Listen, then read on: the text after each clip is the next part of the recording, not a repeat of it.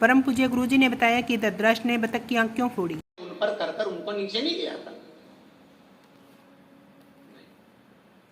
जिसको राम रखे उसे कोई नहीं चखे, जिसको राम रखता है ना उसको कोई नहीं चखता।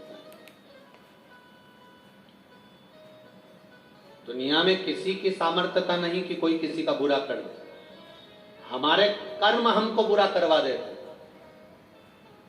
कई लोग कहते हैं मेरे परिवार वालों ने प्रॉपर्टी रख ली, पुराने समय में अंदाजा लगाओ कि ये कौन था। एक जगह पर कई प्रवचन चल रहे थे, प्रवचन में एक महाराज जी कह रहे थे कि धृतराष्ट्र बेचारा अंधा था, धृतराष्ट्र के नयन नहीं थे, अगर धृतराष्ट्र के नेत्र होते ना तो ये युद्ध टल जाता।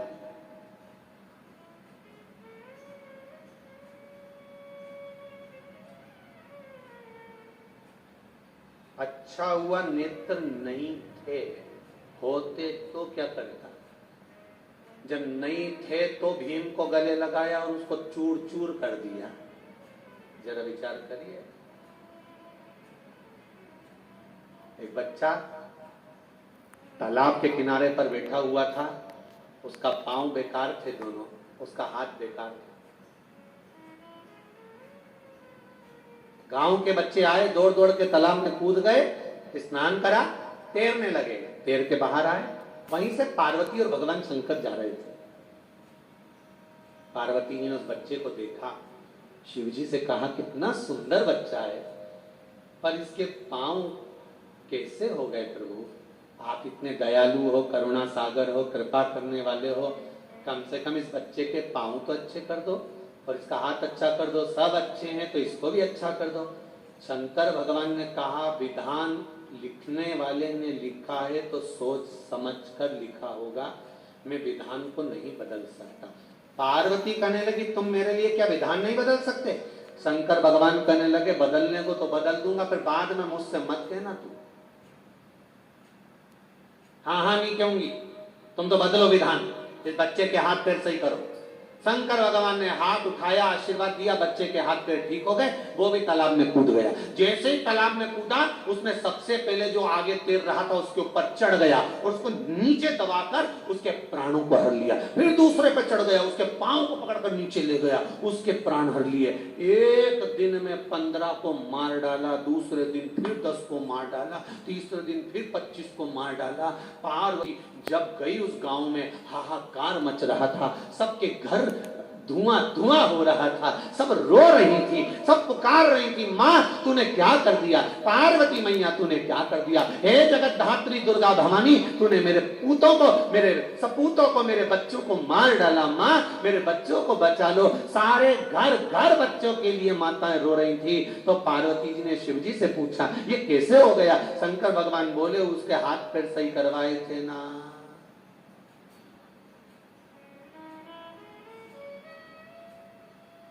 पूर्व समय में इसने गलत किया था इसलिए इसको तकलीफ दी है, और इस जन्म में अच्छा करे इसलिए इसको थोड़ा रोका गया। भजन करे। धृतराष्ट्र ने कितनी बड़ी गलती करी थी। पूर्व समय का सबसे सुंदर राजा था धृतराष्ट्र। मृगा करने के लिए गया, हिरण को मारने के लिए गया, सामने एक बतख का जोड़ा दिखाया बड़ा सुंदर, और बतख के छोटे छोटे बच्चे। राजा ने कहा इतने सुंदर बतख के बच्चे हैं, जाओ जरा पकड़ के लाओ इन बच्चों को। जैसे ही बच्चों को पकड़ने के लिए गए तो बतख ने उनको मारना चालू कर दिया। दूतों को पकड़ने नहीं देता। राजा के पास आकर कहा हम नहीं पकड़ सकते, उसके पास में एक बड़ा बतख बैठा है, जरूर उसका पिता है या माँ है, वो हमको पकड़ने नहीं दे रहा। तो एक काम करो, सबसे पहले उसी को पकड़ के लाओ। सबसे पहले बतख को पकड़ कर लेकर आए, उसके बच्चों को नहीं, बतख को पकड़ कर लेकर आए। राजा ने कहा एक काम करो, इसको इसके बच्चे दिखेंगे ही नहीं, और नहीं दिखेंगे तो ये अपने ऊपर आक्रमण नहीं करेगा। लाओ जरा बमूल का कांटा लाओ, और बमूल का कांटा लाकर बतख की आंख फोड़ दी।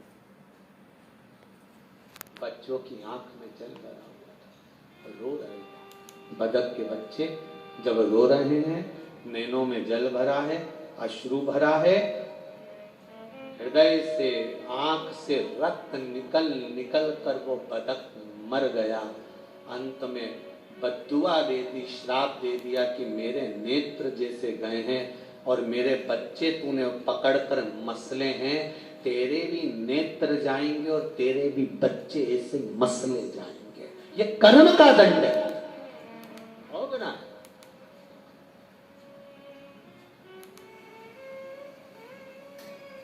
अच्छा करो ना।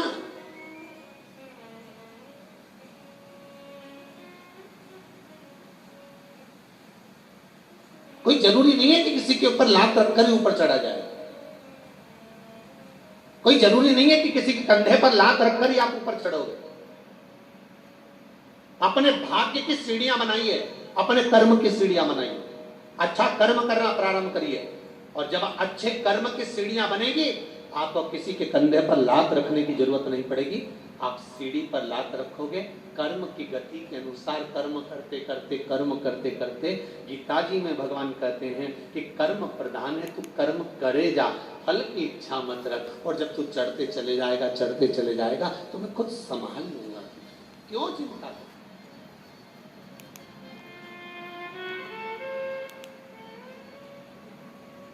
जो आप मेरे चैनल को लाइक करें, शेयर करें, सब्सक्राइब करें और बेल आइकन दबाएं।